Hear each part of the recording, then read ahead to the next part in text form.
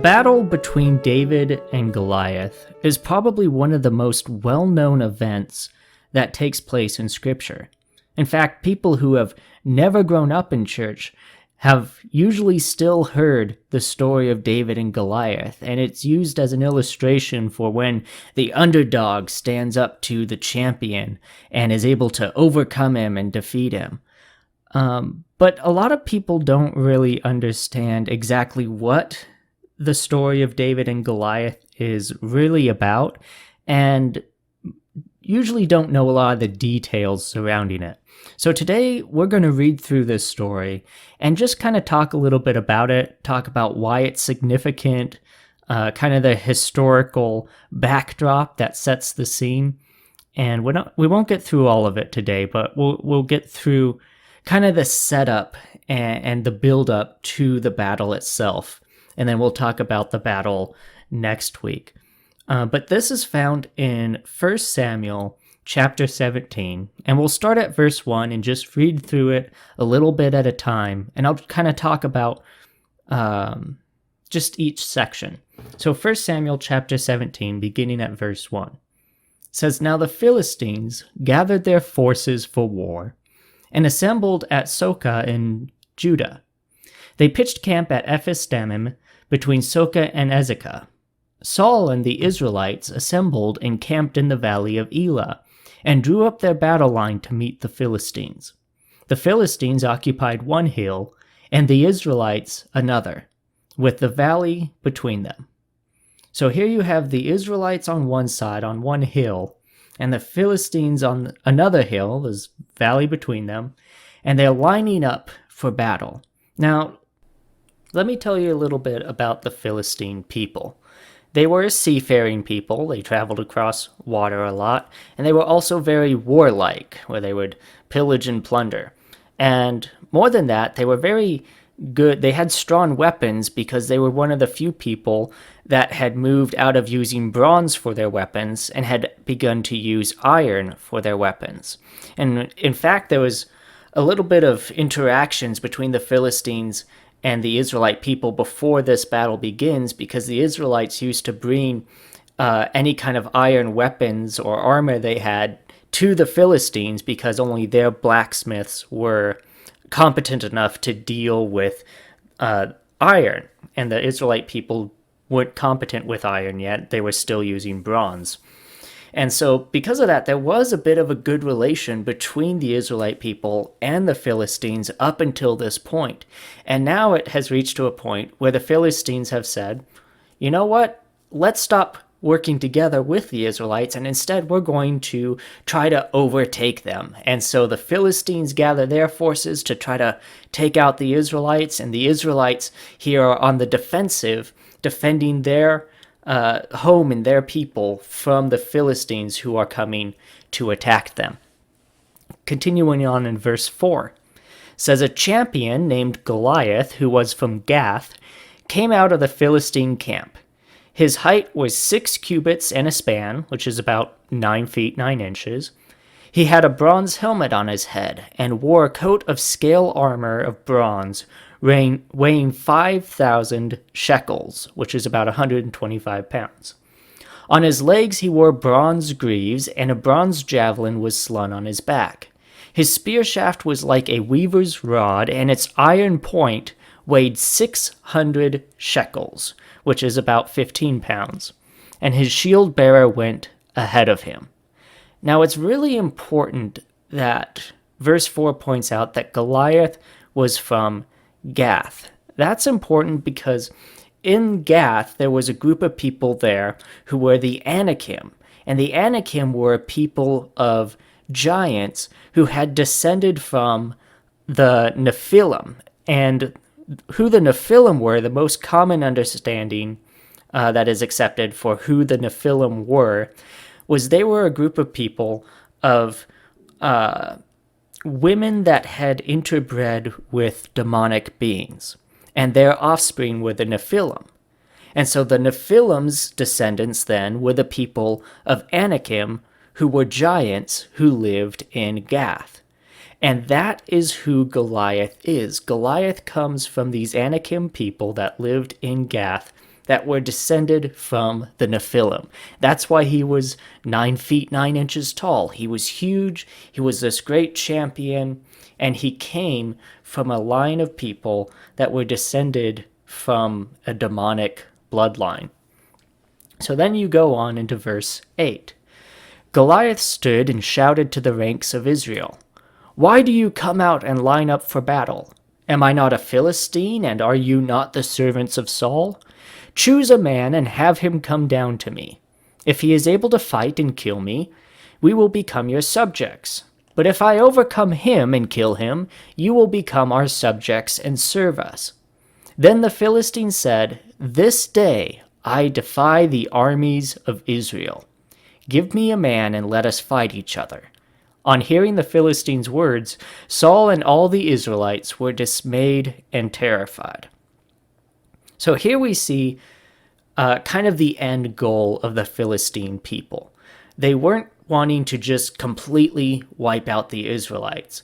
They wanted to take the Israelites and have them become the Philistines' servants. They wanted to enslave these people, not just wipe them out, but enslave them. And their idea of how to do this was to have Goliath go out, who was their greatest most fearsome champion, to go and take down their greatest champion, because they had a lot of faith in Goliath due to his size, and then they could just enslave the whole Israelite people. So those terms were set. And on hearing Goliath's words, Saul, who was the king of the Israelites, and all the Israelite people became scared, because now they were seeing Goliath, who was standing before them, and they did not believe that they had the power to overcome him. Maybe if they attacked as an army, they could get 3 or 4 of them to gain up on Goliath in the middle of the battle and try to take him down that way. But one-on-one in a fair fight, it didn't look good for them. And I believe the Philistines did this because they knew the reputation that the Israelite army had. The Israelite people were God's people, and they often took out any enemy they came across. Any enemy that they would fight, the Israelites would almost always win because God was on their side. So I assume what they were planning in this was, well, we can't beat the Israelite people as one army versus another army, but maybe if we just take our greatest champion and pit him in a fair one-on-one fight against their greatest champion, there's no way that we can lose. And the Israelites in this moment forgot that they were God's people, forgot that God had been leading them to victory time and time again, all because they became so focused on Goliath's size that they could see right in front of them. And they let that fear they had of Goliath's size take away from them the faith that they had in the God that was blessing them. And that was where the issue first began, was the Israelite people had lost faith in God because they were too scared of Goliath's size. So now we move on to David's introduction in verse 12. Now David was the son of an Ephrathite named Jesse, who was from Bethlehem in Judah. Jesse had 8 sons, and in Saul's time he was very old. Jesse's 3 oldest sons had followed Saul to the war. The firstborn was Eliab, the second Abinadab, and the third Shammah. David was the youngest. The 3 oldest followed Saul, but David went back and forth from Saul to tend his father's sheep at Bethlehem. So this actually isn't the first introduction of David, and I'll go into that a little bit in just a second. But David, we see here a separation between David and the rest of his family, where David's 3 oldest brothers, the 3 oldest sons of Jesse, had been sent off as soldiers with the Israelite army to face the Philistines. But David was left behind to take care of his sheep, his father's sheep. And it says in verse 15 that he went back and forth from Saul to tend his father's sheep at Bethlehem. So David is going back and forth from Saul, who is leading the Israelite army, back to his father's sheep at Bethlehem. Now, if David wasn't a soldier, then you might ask, well, what was David doing going to visit Saul, the leader of the Israelite army, as they were lining up to face and fight the Philistines? Why was David going back and forth? Well, this was because David was already in Saul's service as two different roles. First of all, David was Saul's armor bearer, the person that would follow the king with the armor and carry all of their gear and equipment for them. And then also David was a musician in Saul's service, because what would happen was Saul would often come under the attack of an evil spirit that would drive him crazy, and when David would sit and play, the spirit would leave him. So David was already in Saul's service as an armor bearer and as a musician, but just not as a soldier. And so he still then had the responsibility as a shepherd in his family to take care of his father's sheep. Another important thing to note about David up to this point, before this moment, was that God had already rejected Saul as Israel's king because of a mistake that Saul had made. So he's still Israelites' king, but he had been rejected by God, and God had already instructed the prophet Samuel to go and anoint David as the next king. So that's the position that David is in. He is, of course, still a shepherd in his family, but he has been anointed as the next king and is in Saul's service as an armor bearer and as a musician. And because of that, he keeps going back and forth from Saul back to Bethlehem where the sheep are. So now let's go on, verse 16.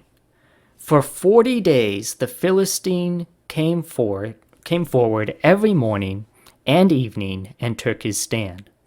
Now Jesse said to his son David, "Take this ephah of roasted grain and these 10 loaves of bread for your brothers and hurry to their camp. Take along these 10 cheeses to the commander of their unit. See how your brothers are and bring back some assurance from them. They are with Saul and all the men of Israel in the valley of Elah, fighting against the Philistines." So what we have here is a good old-fashioned stalemate. For 40 days, every morning and night, Goliath comes forward and makes this challenge for someone to come and fight him. And it gets to the point that Jesse, gives David some food to take to his sons who are soldiers in the Israelites' army because they've been gone for so long. So this is something that is going on longer and longer and longer. And one thing that I do wonder, I don't have any proof of this, is I wonder if the Israelite army not only had this great reputation as God's warriors, I also wonder if maybe the Israelite army outnumbered the Philistine army. And that's why the Philistines are like, well, we don't want to go and just try to attack army to army. So we're going to stick with this and keep challenging them to this one-on-one battle against our champion until they finally accept. I don't know if that's true or not, but that's just kind of the way I picture it in my head, where the Israelite army as a whole was a bigger threat, but none of them were brave enough to stand against Goliath. And that led to this stalemate that went on for 40 days. Now, I also want to point out just a little bit about Jesse, because his 3 sons are out in battle. And this passage has already told us that he was very old at this time. So he wasn't fit enough, he wasn't healthy enough to participate in the battle. And so he finds himself in this situation where those that he loves and cares about are in danger, and he can't go and help them because he would become a burden and liability rather than something helpful. But he's not content to just leave it at that. He wants to do whatever he can to support his sons who are on the front line. And so he gives David food to take to them. And when I think of that, I think of something that my dad told me. So my dad was in the military, and one time he told me that for every soldier that is out on the front line, there are 2 people back at base supporting them. And when I thought of that, I began to wonder to myself, what would happen if we took that same concept, that same principle, and applied it to spiritual things? Because really that's how church kind of already operates. You know, you have people up on stage, you have the pastor that preaches, you have the musicians that play. But those people aren't the ones doing everything in the church. And there are usually so many other people doing more behind the scenes work. You know, you have the greeters, you have, maybe a board of elders or trustees, or, just different people in the church. You have prayer leaders. It's all these different people that support those that are kind of in the spotlight. And even, I can speak from my experience as a pastor that I'm still supported by my wife. So even though my wife isn't up there in the spotlight on the stage with me, doesn't mean that she's not still supporting me and that I don't still rely on her supporting me. And I think that if we kind of took that mentality of, for everybody that's out on the front lines, there should be 2 people supporting them. It places a higher emphasis on support than performance.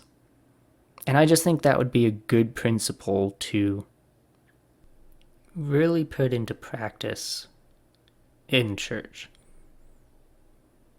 That we just do a better job of supporting one another as those that are doing the work, so that those who are doing the work don't become tired and burnt out, at least not so fast, because there are people there supporting them. I think if we could just increase the support level of one another in church in general, that would be a great thing. And really, that would greatly affect our witness, because Scripture also talks about how they will know that we are believers because of the love that we have for one another. So anyway, when I think of Jesse doing this, where he is supporting his children the best way that he can, I just think that's a good principle to keep in mind when it comes to spiritual things as well. So let's continue on, verse 20. Early in the morning, David left the flock in the care of a shepherd, loaded up, and set out, as Jesse had directed. He reached the camp as the army was going out to its battle positions, shouting their war cry. Israel and the Philistines were drawing up their lines, facing each other. David left his things with the keeper of supplies, ran to the battle lines, and asked his brothers how they were. As he was talking with them, Goliath, the Philistine champion from Gath, stepped out from his lines and shouted his usual defiance, and David heard it. Whenever the Israelites saw the man, they all fled from him in great fear. Now, first of all, I just love the idea that David had a backup shepherd for his flock. I guess I'd never noticed that before until I read through this passage for this sermon, that David left the flock that he had in the care of another shepherd, and just the idea that he had like this backup shepherd to take care of his flock, which makes sense because if he's also in Saul's service, he's not going to be there for the sheep all the time. He's going to be gone a lot. So the fact that he had somebody there that could take care of the sheep while he was gone, partly I just find that amusing, but also I think that is another great principle to take into consideration, that David didn't have this mindset where, oh, if I'm not there, then everybody's going to be in trouble, and I'm okay with it being that way because I'm just that important. And if I'm not there, everything should fall apart. That's not the mentality that David had. He recognized that no, I won't always be here, especially having been anointed as Israel's next king. I'm not always going to be here to tend the sheep and tend this flock. And so I need to train someone up that can take care of the flock when I'm not around, so that when I'm gone, that's not just this void that is left, but the sheep can still be taken care of. And I just love that even though he's been anointed as the next king, and he's probably thinking about, well, how am I going to lead as the new king of Israel, and how am I going to take care of all of the Israelite people, that he still was caring about, well, also, how am I going to take care of these sheep once I'm not here anymore? And he was training up a backup shepherd to take his place. I just never noticed that before, and I thought that was really interesting. So then David gets to the battle lines, and he leaves his stuff with the keeper of supplies, and then he immediately runs and asks how his brothers are. And he's listening to everything that's going on. And when Goliath comes out, he shouts his usual defiance. And it says, and David heard it. And then all the Israelite people were fleeing from Goliath in fear. And David watched that. And so I really get this kind of idea of David's personality through this, that David was someone that watched and listened. He was somebody that paid attention to his surroundings. He tried to gain as much information as he could. He didn't have this mentality of, well, I've been given the job to go and deliver this food, so I'm going to go deliver this food and then go right back home. He wasn't satisfied with that. He didn't want to just be the food delivery person. He also wanted to know what was going on. Why have the Israelites been in this battle for 40 days and also nobody seems to be hurt? What is going on? What is this situation happening? Let me check on my brothers. Let me watch what happens. I want to not just be so caught up in my own little life that I miss what is happening right now. I want to see what's going on. And it's especially more admirable that David still cared about his brothers so much when you see in just a few verses here how David's brothers began to treat him. But we get a little bit of insight into David's character through that. So let's continue verse 25. Now the Israelites had been saying, "Do you see how this man keeps coming out? He comes out to defy Israel. The king will give great wealth to the man who kills him. He will also give him his daughter in marriage, and will exempt his family from taxes in Israel." David asked the men standing near him, "What will be done for the man who kills this Philistine and removes this disgrace from Israel? Who is this uncircumcised Philistine that he should defy the armies of the living God?" They repeated to him what they had been saying and told him, "This is what will be done for the man who kills him." Now, David asks this question, what will be done for the man who kills the Philistines? And he asks it after all the Israelites have just been saying, what will be done for the man? So let's dissect that a little bit. When David is asking what will be done for the man who kills this Philistine, chances are he was probably already thinking that he might need to step up and kill this Philistine after seeing how the Israelites would react. But he's not asking this question to see what he can get. He's not asking this question because he wants to have things done for him. And we can verify that to be true because when King Saul later on did offer his daughter in marriage to David, David basically said, "No, I'm not worthy of marrying into the king's family." So clearly he wasn't actually interested in what the reward would be because he wanted the reward. So then you have to ask yourself, well, why is David asking this question then? Why is he asking what will be done for whoever takes care of Goliath? And I think the reason that he was asking this question was he was trying to figure out why none of the Israelites had stepped up to take care of Goliath. And so he's saying, well, maybe there's no reward for them, or maybe, I know King Saul, he's got a bit of a temper. Maybe Saul will kill anyone who dares to take down Goliath before the king can go and fight as the champion of the Israelite. So what I think David's doing there is he's still just trying to piece together this whole situation, because he has full confidence that the Israelites, as God's chosen people, that any of them could go and stand up to Goliath, and he's just trying to figure out why. And you can kind of see that David truly does believe any of the Israelite people could stand up to Goliath, because you look at the way that he talks about Goliath. He says, "Who is this uncircumcised Philistine that he should defy the armies of the living God?" And here we see a difference between the way that David is looking at this situation compared to the way that everyone else in the Israelite army is looking at the situation.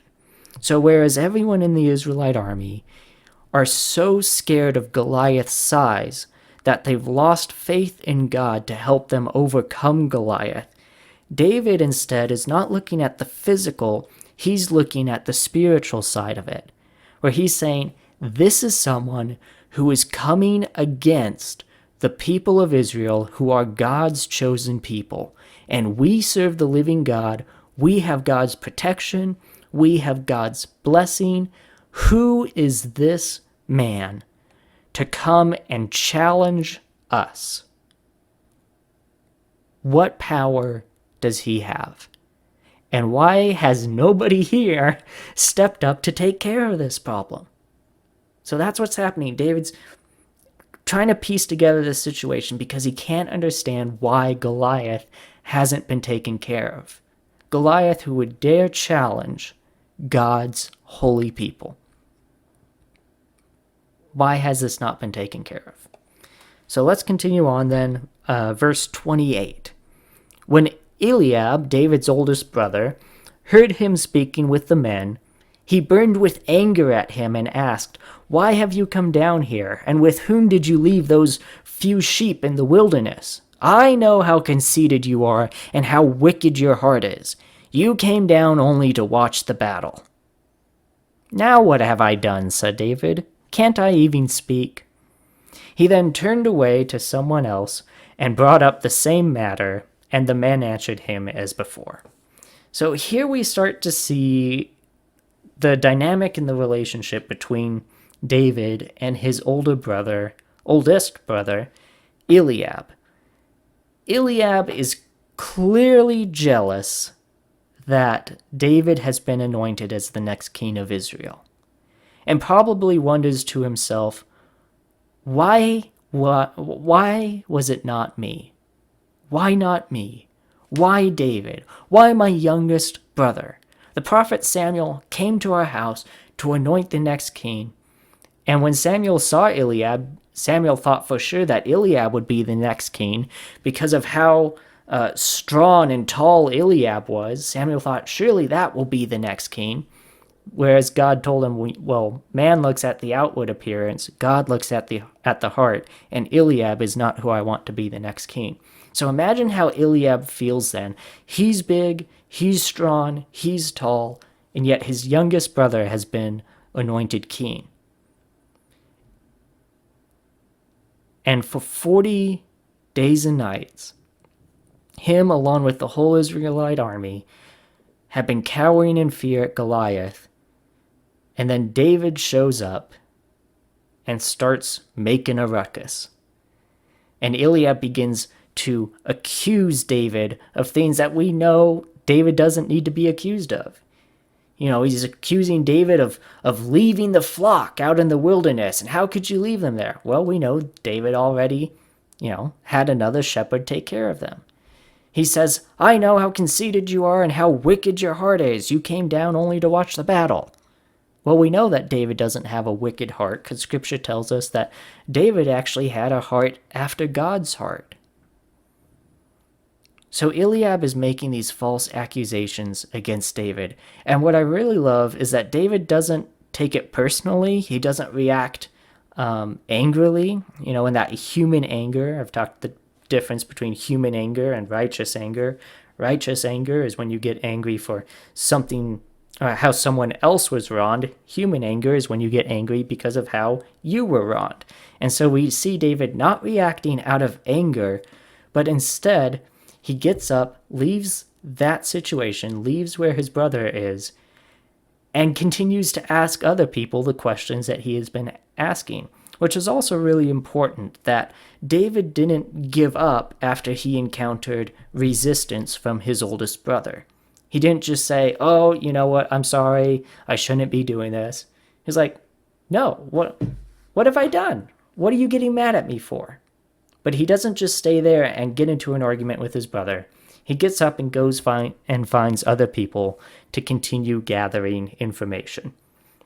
And then finally, verses 31 and 32, we'll stop here.